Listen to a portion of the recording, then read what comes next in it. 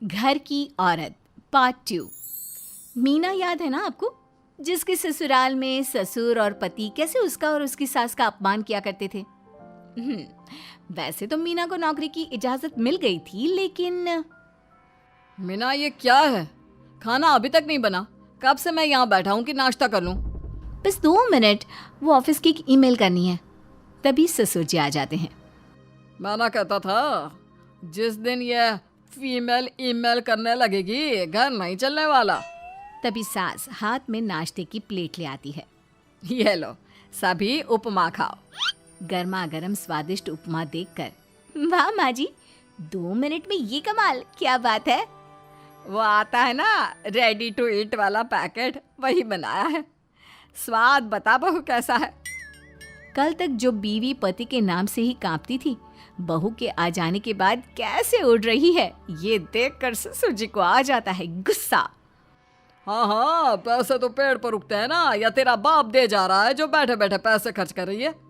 अरे जरा शरीर चला लिया कर, वरना पता है ना जब मेरा हाथ पड़ेगा तो कैसे काम करती है तू।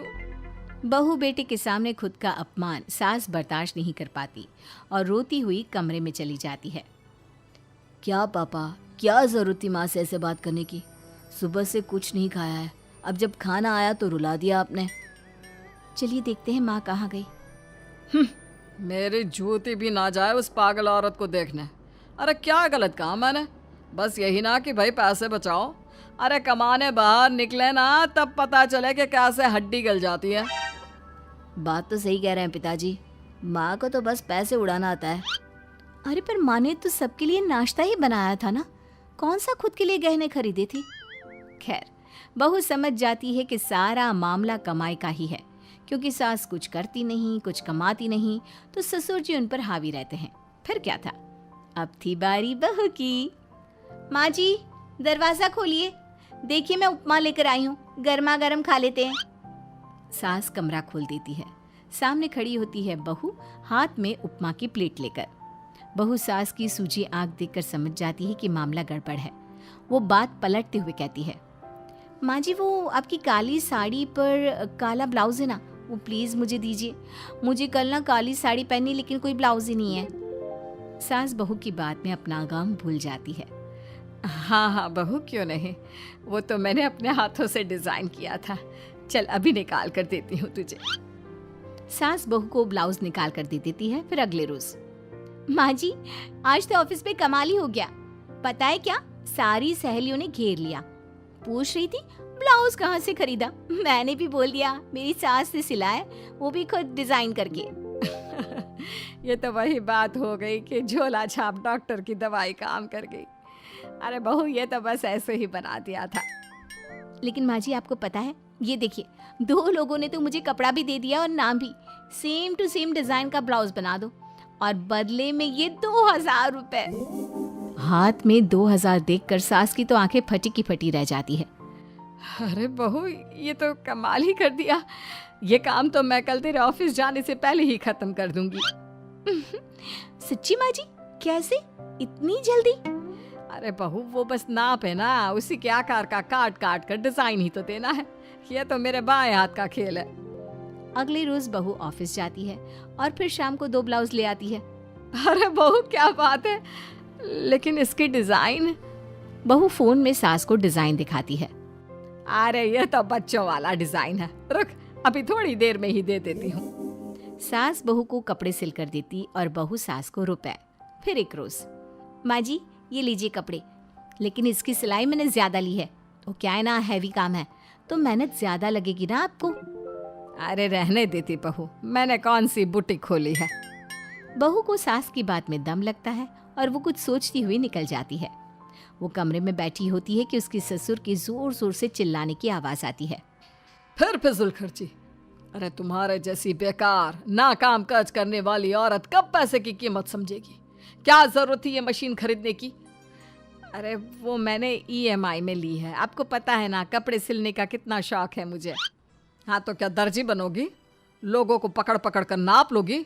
अरे कुछ तो शर्म करो। तभी बहू आ जाती है, उसके हाथ में चाबी होती है। माँ जी ये चाबी, मैंने चौराहे में आपके लिए बुटीक खुला है, पैसा लोन से लिया है तो काम करके आप चुका देना। और हाँ माँ जी, कल उद्घाटन है तो 11 बजे दुकान में पहुँच जाना, पूजा में आपको ही बैठना है। ये सुनकर ससुर जी आग बुबला हो जाते हैं। कहीं नहीं जाएगी ये, इस घर की औरतें बाहर नहीं निकलती। तू तो इंजीनियर है इसलिए तुझे इजाजत दे दी, लेकिन ये तेरी सास 4 अक्षर नहीं आते इसको। अरे रहने दे, क्यों पैसा बर्बाद करवा रही है। सास को डांटने की आदत ससुर जी को जो लग चुकी थी। सास बहू की ओर देखती है।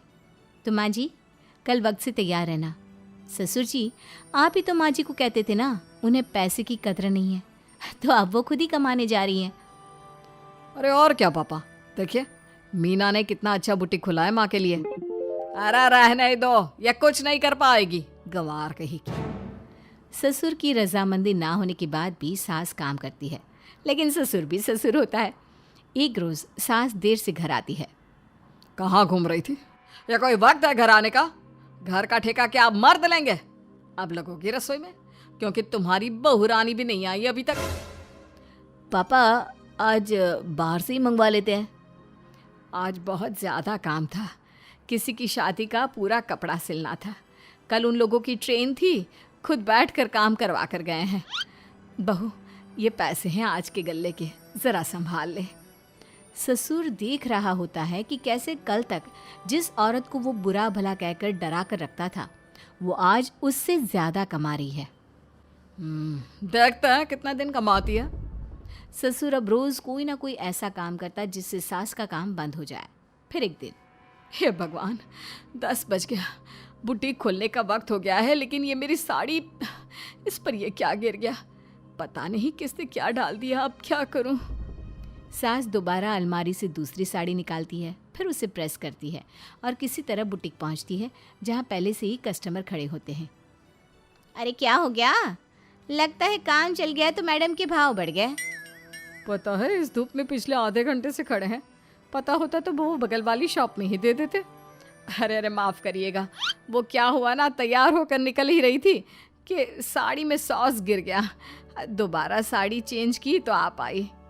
ठीक है, लेकिन अब आ गई है तो ज़रा जल्दी से कपड़े दे दो, हमें जाना है। सास को कस्टमर की बात बुरी लगती है, लेकिन क्या करती, वो जल्दी से सभी को सारा सामान देकर विदा करती है।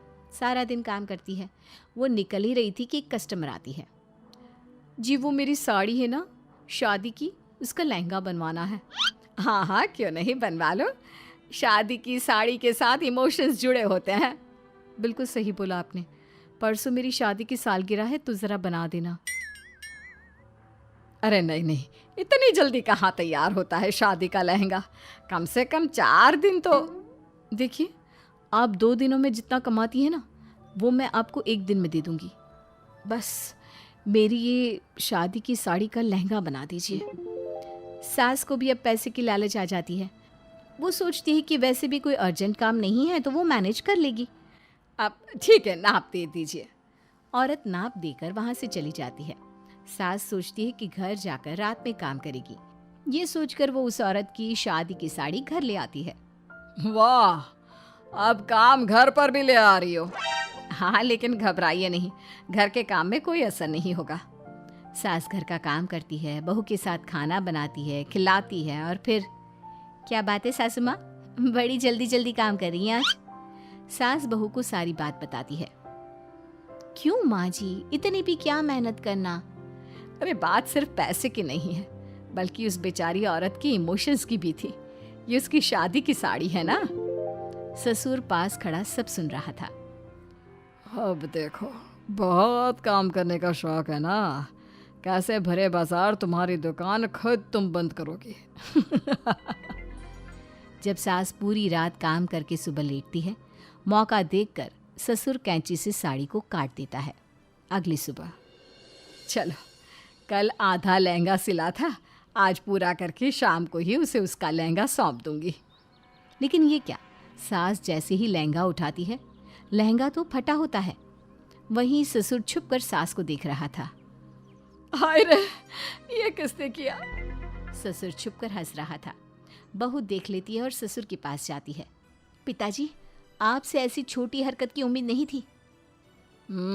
आप खुद ही दुकान बंद करेगी। ससुर वहां से चला जाता है। सास भी वहाँ आ जाती है। वो समझ जाती है कि उसके पति ने ही साड़ी पर कैंची चलाई है। लेकिन फिर शाम को, जी वो मेरा लहंगा तैयार हो गया? हाँ जी, मैं तो कहती हूँ कि आप एक बार लहंगा पहन कर भी देख ले। औरत लहंगा पहन कर आती है और खूब खुश हो जाती है। अरे ये लहंगा है ना अंकल जी कमाल का, आंटी जी ने बनाया है, बिल्कुल लेटेस्ट डिज़ाइन। औरत सास को ढेर सारे पैसे देकर चली जाती है। लेकिन मैंने तो ये औरतों का फैशन है, कहीं से सिल दो या कहीं से काट दो, फैशन ही होता है। चलिए शाम का खाना मेरी तरफ से, आज आपका जन्मदिन है ना, रिटर्न गिफ्ट तो बनता ही है।